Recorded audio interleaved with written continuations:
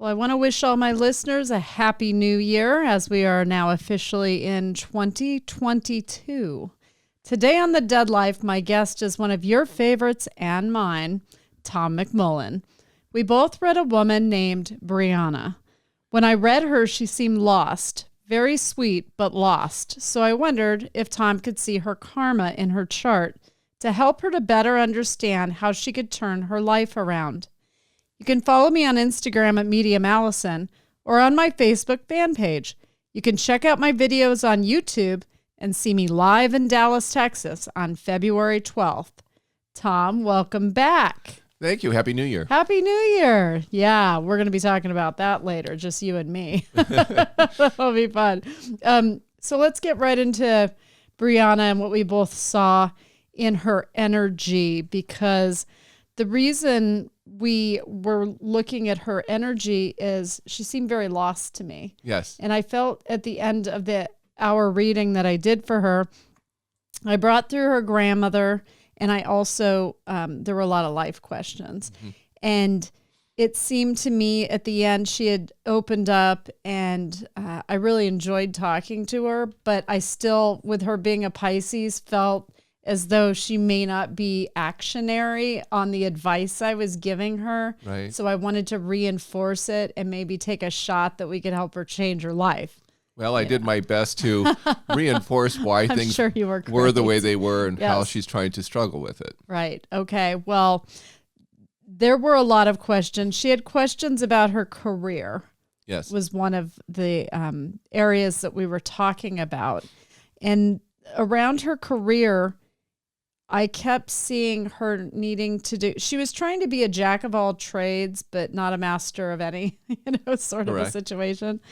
And I was trying to put that to a stop, because people who keep educating themselves in different areas end up being plate spinners that just spin plates and don't go anywhere because they need to put all their energy and pick one direction. Maybe a second as a hobby, but you don't want to spread yourself too thin. So I saw her as belonging in resorts and working in the spa, doing Reiki and nutrition. Okay. Because she's certified Reiki master and nutritionist as well. And she wants to do this other thing that I just didn't see as having any energy and going anywhere at all. Okay. So around her career, did you see anything like a direction for her? What I want to explain is why she is sort of lost and unsure, because she came into this lifetime with an identity crisis, which means trying to find out who she is versus what other people say she should be. Right. She's never had a lifetime where she had choices. Right. She always felt trapped in a role that she's born into. I told her even in a male lifetime, it would have been about working hard and making money and surviving. And that's exactly how her father was. Right. But as a woman in a past life, being married and sacrificing for children, she wasn't happy because it was all about taking care of the others. She liked the children. The husband was very abusive. Okay. And so she got nothing but negative messages. And so she had a very strong lack of understanding what she did want. It's not uncommon with women because they service everyone but themselves. Of course. But in her case, it was very extreme, and she was unhappy in the situation she was in because she felt trapped by saying, I had no choice financially and otherwise, so the Sure. dependencies. So she comes into this lifetime with a childhood where her mother is very negative and tells her what she can't do versus what Right. she can, Right. and fairly rejected essentially growing up.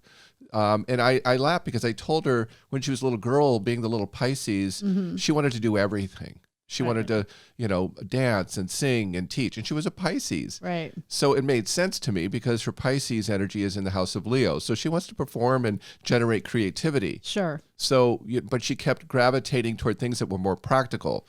So when you Right. say healthcare or Reiki or... Well, it's in a spa and a resort. Right. So I thought that would make sense because your partner, Rodney, is also a Pisces. Yes. And they do seem to be pretty happy in the spas where people are coming that are in a good mood, that want to relax, and they just want to, sort of be doted on. And it just seemed like a place where somebody who's a Reiki master, and we're in an Aquarian state where people are really open Right. to services that are outside of the box in other states, are normal here. Well, you weren't wrong because she was working with women. Right. So her actual empathy was trying to direct women to feel stronger and happier in their life because that was her empathy for her own wound.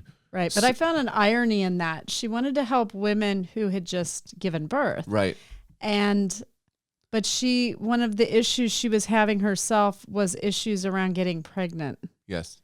So I found that ironic that she was filling the void of maybe instead of putting the energy into herself and finding a way to motherhood, she was just in a sense deflecting and deferring to these other women who found it. Yeah. And I felt like if she went in that direction, she probably would not become a mother. Well, she didn't want to be a mother, and that was something she struggled with because that's what she was in her past life with no choice. Right. You see? But in this life, she had conveyed she had wanted to have kids. Yes, but then she didn't. So I think it was more subconscious than conscious because she spent a good part of her 20s trying to create a career in something that was artistic but more male driven. Right. Because she went into journalism because she, we talked about the artistic things that she liked to do. And one of them, she said, I'd love to write. And I said, but then she went into journalism, which is more practical. And I said, but you're a storyteller. Pisces are storytellers.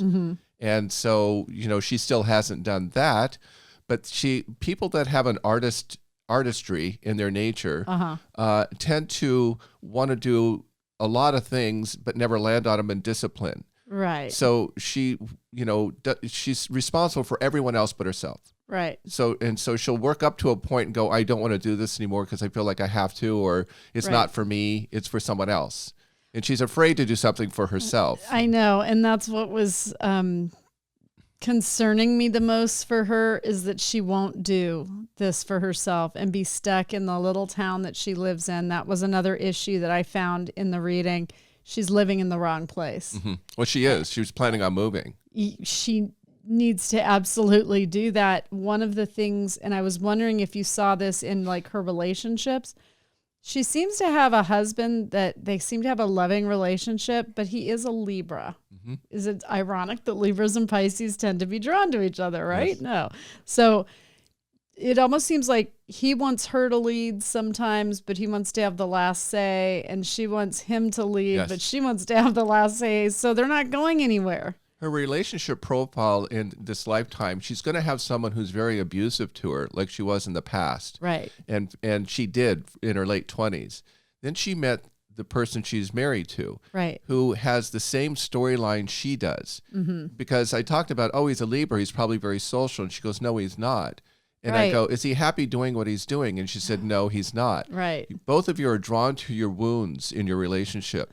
And so neither one of you are doing what you really want to do. Right. And neither are healing either. And neither are healing. Right. And he wants to be an artist soul. And so the interesting thing is she had an aspect where she should have moved within the last 2 years. And they are still wanting to move, and they want to move to an artistic town. And I said, go there. Yes. Because, if you can find a place where the energy is what you both vibe with, it'll push you in the thing that you'll maybe transition to outside of what you feel you have to do versus what you want to do. Right. Well, and ultimately she would like to be in Phoenix, which makes sense because it's a Piscean city.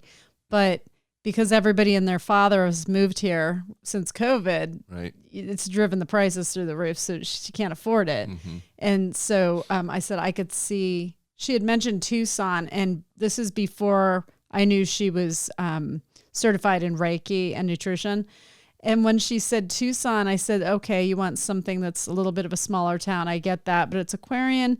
And then the Reiki came up and I said, oh, wait a second. That's the most Aquarian thing ever is if you did Reiki and nutrition. And guess what? We have a bunch of resorts in Tucson, so that'd be perfect. Yes, go to Tucson. And she got really excited. I said, I would get in my car right now. I would start driving. I would call my husband when I got to Tucson and be like, I'm not coming home. You're going to have to figure out how to get you here and I'll find us a house. I can't do this anymore. Yeah. I just couldn't spin my wheels like that. Well, now you're talking about initiative and drive, Right. which is extraordinarily weak in her storyline. Okay. Everything's air and water. So That's what I was wondering. Yes. I said, you must not have any fire because I didn't see her having any aggression. Very small elements of fire and earth. Those are the Okay. weakest points. Okay. So her foundations are weak because they weren't hers. Right. And her drive isn't there because she didn't get to have choices. Right. Air is observational because she's observing whether her husband's going to be unpredictable or not, because her finances were unpredictable in her past life. Right. And then water, obviously, is the big issue because that's the artistic element of something she wants to feel like she's here doing what she wants to do. Mm-hmm. And the interesting thing, she has a moon in Capricorn.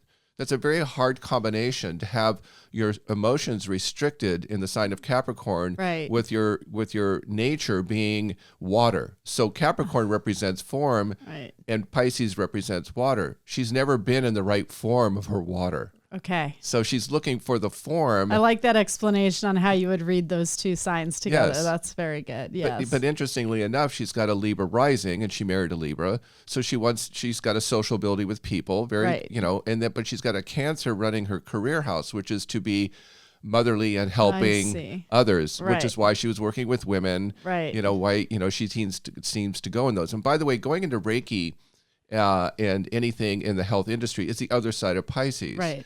I just felt that she always wanted to be a writer, even as a little girl. Mm-hmm. And that's the thing that she felt the strongest at.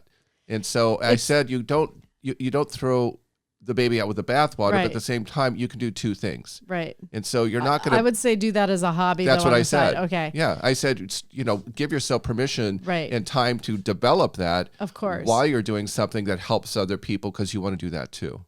That's very good advice. I don't know if she's going to take it. That's what I was really worried about, because her husband, as with all relationships, I almost feel like she feels responsible to heal his wounds. Yeah. It's her empathy. And It's the same storyline. But I feel as though sometimes men, and ladies out there, back me up if you agree with this, but sometimes men seem to want to be taken care of, like husbands. Mm-hmm. They'll do a little negative attention seeking, like, oh, I'm so sick, I can't get out of bed. And it's like, okay, yeah, well, women feel sick once a month at least. We get out of bed and take care of the kids and work. So when I tapped into his energy, my sense was that he likes being her center, that he likes being what her life revolves around. Right. And so I'm not sure that he's going to allow her to get to a place of having that time for herself. Well, that would be, again, subconscious on his Right. part to say, I'm not happy. Will I let you be happy? Right. That'll be a test to the Yeah. relationship. Yeah. But if they both do it together, Sure. that'll be different. I've seen similar energies, though, where they say we're going to do it together, and then neither can totally motivate, and that just goes nowhere. Well, So we'll see what they do. Yeah, we'll see what they do. So there's still a chance, I'm sure. And I hope if she's listening out there right now that her car is packed up. I pray that she signed a lease in Tucson. Go be with the artists, souls out there, and acclimate. And I'm thinking she can get pregnant. Now I know she can get pregnant because I can feel when somebody can't get pregnant. And I don't like being the one to have to say something like that, but I didn't have to say that to her. I said, there's something holding you back psychologically from this pregnancy. And now that I've talked to you and you said it was in her chart that she had a lifetime where she had to have children, I get it.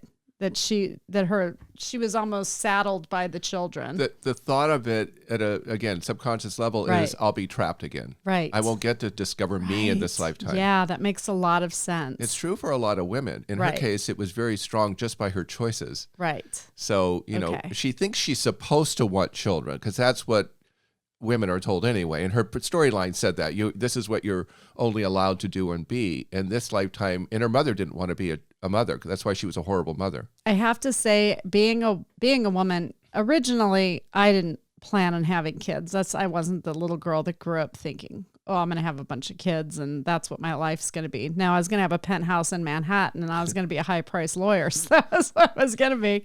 Anyways, I got the life that I didn't know I needed. For her, and for a lot of women, I have to say, there's a biological response for us when it comes to kids. I recently talked to a friend of ours who decided not to have kids a long time ago because of her career. And I heard her say something I'd never heard her say before. She said, I'm wondering if that was a mistake. Interesting. So I think sometimes we have a biological response because our hormones change through the years so much. And then when you accept that you're not going to have kids and you get to a point where your biology is changing, sometimes we feel differently. Mm-hmm. So I think it's very hard to be a woman and to have all of these physical responses. I don't know how you girls do it. I don't either. What you find, though, for someone who doesn't themselves have children, they become the best, aunt in the family. That's very true. They're not saddled with them, but they still love kids. Right. That's true.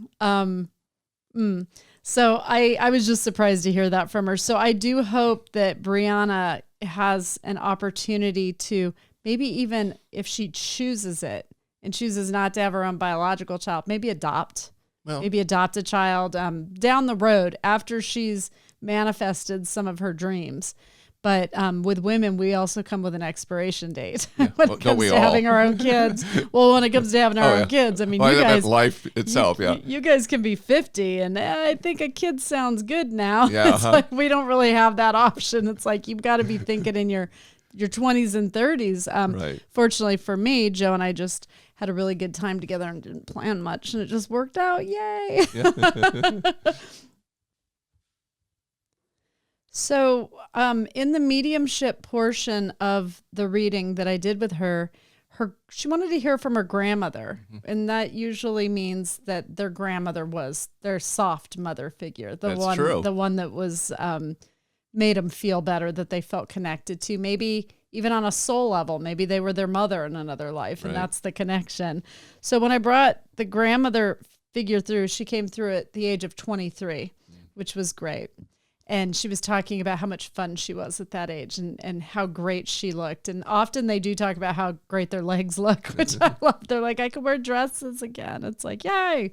So the grandma, some of the information that was coming up had to do with her mother. Mm-hmm. So I'm going to go ahead and play a clip of your reading with Brianna, and then you'll comment on it. Okay.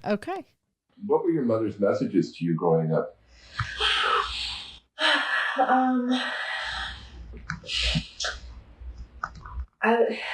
Just to kind of give you an idea, I guess I just walked on eggshells a lot of the time. Of course you did. Of course you did. And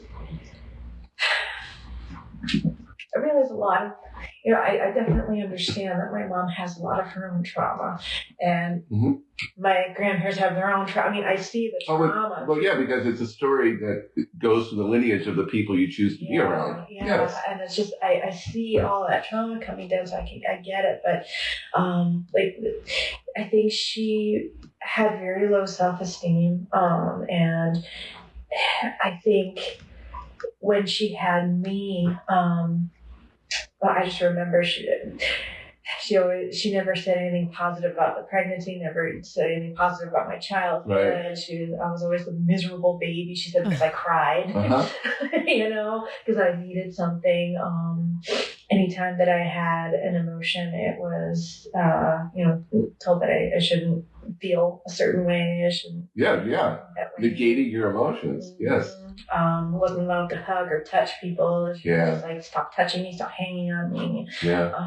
So it was like a lot of. You were rejected. Yeah. Period. You're rejected. Anytime I had like dreams or anything like that, she's like, "Oh, just be realistic." Or the older I got, like when I moved out and I got married, suddenly I wasn't like at her side all the time. So suddenly she's like, "Oh, we used to be so close, but now, I never see you." And it's like, well, because I have my own life. Right, and you wanted to get the hell out of that anyway. Yeah. You needed to find you in this lifetime. You see. Yeah. So that was painful to hear. She was very emotional. Yes. In this period of the reading. When her mother came up, it was very emotional because it's her wound. And so, she came in with real strong self-doubt and low self-esteem issues. Her mother's projecting her own onto her. Right. And so the rejection is something she knows. She's re-experiencing it as a child. And so, She sounds controlling too. well, she's a moon in Capricorn. No, the mother. That's what I'm saying. Oh. That the mother represents her. Okay, gotcha. Her moon in Capricorn Right. represents her mother. Okay, and Capricorn's Right. just, But it's restraint. right. Well, it's restraining your emotions. Restricting, okay. And so your emotions are where you feel, where your soul lies of what you are, what you want. And so it's all restricted. So it's all up in her head. That's why there's so much air and that's blocking all the water. People always ask me what the moon is. And so I think this was a good example of why that's important. Well, and it's interesting that one of the things I said to her that I felt at a soul level that I wanted her to do was to scream bloody murder. Yeah. Because she was holding her emotions so tight still. You know what I told her to do? I told her to go to one of those sledgehammer places where you that's break so up funny. all the cabinets and the old furniture in the room, like those break rooms. I'm like, you need that. Yeah, badly. She hasn't released the anger. She hasn't released it. She's still holding on to it. Right. And there's fear in it. There's a lot of fear in that because, bad things happen when she expresses herself. She's rejected. So, but I laugh because it was like, you need to scream. And then when you just played that clip, what made me remember is that when she cried as a baby, her mother tried to get her to stop. Right. And I said, that's how you came in, just wanting to scream your head off as a baby, as a soul. Or for her mother to pay attention to her and recognize that she needs something. She never got any in the past life. Oh, bless her. I mean, I told her, I said, when you have a mother like that, sometimes all you can do is pray that in their next lifetime, they will find some sense of peace in their energy and break their karma. I have a philosophy myself about that because if we do it and we're tied to them at some soul level that we choose these souls to interact with, that if we do it in this lifetime, we help release them even on the other side of their issues. Right. So it's like it's all connected in some way. The more we heal, maybe there's some kind of unseen connection of those that we're part of that storyline that get healed too. I'd like to think that. That's just me. It's a nice way to think about it. I like it. Yeah. Yeah. So when it came to her grandmother, she was very happy in the reading and hearing what her grandmother had to say to her. It was almost hard. And it's funny that you would say she's a moon in Capricorn because Pisces are such emotional creatures. Exactly. And when you come upon one that is unemotional, not that she's totally unemotional, but I find this with men often as well, male Pisces.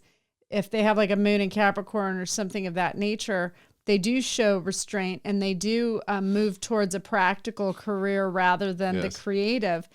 And it's interesting when people on like my fan page will say, I'm not like that. When I mention a sign, it's because you have a whole chart of information. You can't base it just on your sun sign, which is the sign you're born under. I'm an Aquarius, January 24th, Aquarius. So that's your sun sign.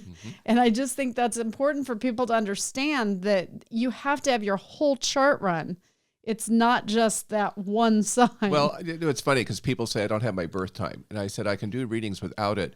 But when I'm studying a chart, like I do as I read a novel, I say when I don't have the time, I'm missing pages. Makes my work harder. Of course. Because the intuition has to connect the dots more. But it's like I'm missing pages because the whole chart isn't reading the way it would if I had everything. But when I read it all, I have a complete novel in front of me. And you don't read 2 chapters and know the whole story.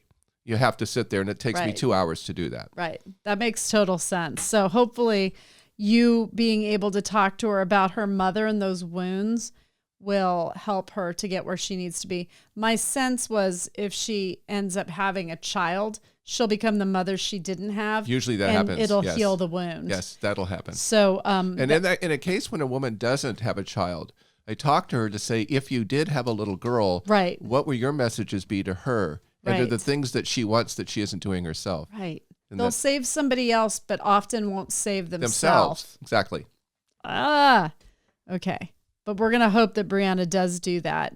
And so then you said the next clip we're going to hear has to do more of her career information. So here we go with Tom and Brianna. What was going on at that time? What did you want to do? I was in college at the time. I wanted to be a writer. I wanted to get A writer. master's. Yeah, writer. There it is. I've been writing since I was like 6 years old. There you go. I knew from that age, I'm like, I'm going to be a writer. And then I went into writing for a newspaper and hated writing for a newspaper, and it spoiled writing for me. Well, you went to stories. Yeah. You're reporting in a newspaper. Yeah, it was horrible. No. I mean, that's the Pisces side is a storyteller. Yeah. What were your stories like when you were a little girl? What did you write about? My experiences. So it's basically. Freedom? No. Any character free in your stories? They were always trapped. Oh, see? Yeah. Interesting. Yeah, it was just everything, and all the female characters just were my mom, and Yeah. male characters were always absent, like my dad. Uh-huh. So, Yeah. Yeah. So you're even rejected by your father because he's not there. He was, he worked a lot. Was he happy in his work? He's just a worker bee. All he thinks about is money and needing to make money, and that's how he shows his love. Is like, okay, as long as I'm a provider, even though I'm not around, hey, I'm giving you money. That's how you would have been in the male past life. Really? Yeah, your dad's showing you it's like I'm working as hard and making money. That's the definition of his value is in just the money itself, and that he's not emotionally there either. That's my point. Yeah. He's just there. Here's the reward, of what I do. Mm-hmm. Now leave me alone. So you're being rejected emotionally by both parents. So essentially. Yeah. Yeah. A little bit, yeah. And that's one thing, like the only anger I feel some anger. It's frustration going, I grew up, he knew what was going on with my mom, but he didn't. Didn't do anything. He didn't do anything. Isn't that awful? Yeah, it really is. I find that interesting. My dad's a Capricorn sun, and she's a moon in Capricorn. My dad always gave me money to show affection because I only saw him on Saturdays. Well, her dad's a Cancer. So the other end of Capricorn. Right. Gotcha. But again, Cancer's all about money. Right. Okay. But he wasn't happy. See, he's not emotionally connected because he's not emotionally connected what he's doing either. The reward is just the money. I think that goes to his relationship with his wife as well. Oh, sure. So I just feel for her. All she wanted was to be loved. And so I think that's where the husband came in, where she thought neither of my parents gave me exactly love the way I had hoped to have it. And here's this man who says he'll give me, the moon and the stars. Yes. I'm going to take a chance on him. So she took a chance on him. And but he's not an abusive, no, he's not. Abusive he's man. not abusive at all. He's there for her. So she isn't rejected in the relationship. No. But they have the same empathy of wound. Right. And that's hard because normally, for instance, Joe's parents were married up until his dad died. They were always married. Not that there aren't problems. Every relationship's different, but that was his reality.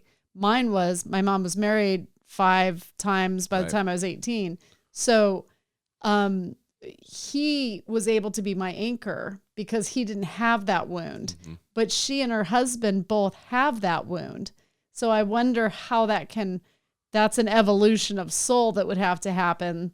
Something dharma. Yeah, well, yeah. The dharma experience is, do they both do it without being controlling to the other, right, and not resenting of the other? That they do it together. Right. So their wound has to heal as a team in this situation, which is interesting because she was never in a team relationship in her past. Right. And so this is the challenge. Will either one of them know how to do that? Right. Yeah, that's Will really... they become the victims? Well, and in readings, you probably notice this too. The older a couple gets, the more severe a resentment can become because doors start to close in your life where those are no longer options for you anymore. Yeah. And you can start to play the blame game. So it's important that she takes up writing as a hobby. It's important that they move now because when they're 50, 60, 70 years old, it's too late on most levels. And then you're looking at the person sitting in their lazy boy chair. Like you're like, I'm just going to put something special in the spaghetti sauce tonight. And I'm just, I feel like how dark you go there, Allison. Oh my God.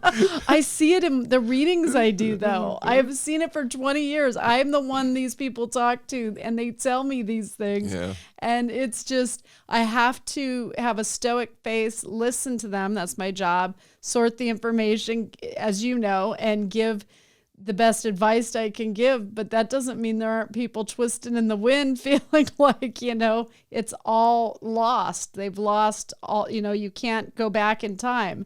Mm-hmm. So if there's something important you want to do in your life, people, do it now, because tomorrow doesn't get better. You get more doors closed in your face. Do it now and be happy at all costs. It's so important to allow yourself to grow in an emotional and soulful way and not be the reason that you restrict yourself and slap your own hand and say, no, you don't get to do that. Well, I said to her, being a Pisces, that she can stay the victim and the martyr in the wound her whole life, or she can now take charge of it and say, I'm not going to be a victim. I'm going to take charge of my life and go after what I want. Yeah. And even if she trips and stumbles occasionally, and she says, I've done some things and then I've made some mistakes, I said, good. Yeah. That's how we grow. You'll be your own white knight. I said, you don't know overnight and all of a sudden there it is. You follow your heart and the form will take care of itself. But you got to use the thing that is the thing that you do is like breathing, and that you can't wait to do it. I say follow your heart, but keep your eyes wide open. Well, she has no problem with that. Her eyes are wide open. No, I mean just for people in general, when follow your heart, but that's something she never allows herself to do. So obviously you told her the right thing to do. Yeah, but it was shut down in her childhood by her mother. Yeah. Yeah, when an adult tells you don't hug, yes, and don't kiss. Pisces are designed to hug and to kiss. It's just, that's so sad that she was told that. A little Aquarius, you tell them don't hug and kiss, they're like, no problem. So I really felt for her, and which is why I wanted to bring you into the mix. And I thought it was important to illustrate different personalities and energies for the listeners, because we have to adjust our energy to a multitude of different combinations of energy. Correct. With each and every reading. And people just think you're just reading somebody. You're adjusting, you're aligning your energy. And so sometimes it can be painful and harder than other times. Sometimes it's a piece of cake and it feels good. Well, it's interesting because I always tell those in my readings that spending 2 hours becoming them in their story, I become them. Like I always use the analogy of like when a ghost enters someone's body on a movie, sure, and you're in their world with them. I'm in that story with them, so I can feel their anxiety. You're channeling their energy, right? Sure. Their paranoia, right? Their everything. Their heads, what they're, and I go, I just said that yesterday to somebody. I go, yeah, what I just said, Do you ever get tired of hearing that? I was just saying that. But they're surprised. They're like, how do you know that? I go, that's not the point. That's so You need to be aware of that. And mine comes from a slightly different angle where I'm bringing through their mother or their father or their son, and they're telling me giving me the information, and the living will say, I just said that right before the phone call. And I'll say, because they were with you and they heard that and they gave that information to me to tell you, to validate you that they're there. Yes. Yeah. So it is interesting. It's an alignment. Some people just have this great, easy flow and energy. And some people, it's a hard time in their life and they feel depressed. And I felt like Brianna really needed a helping hand. She just needed some people who care about her to advise her and to tell her that she can do all these things and that she wants to do. And she deserves to be happy.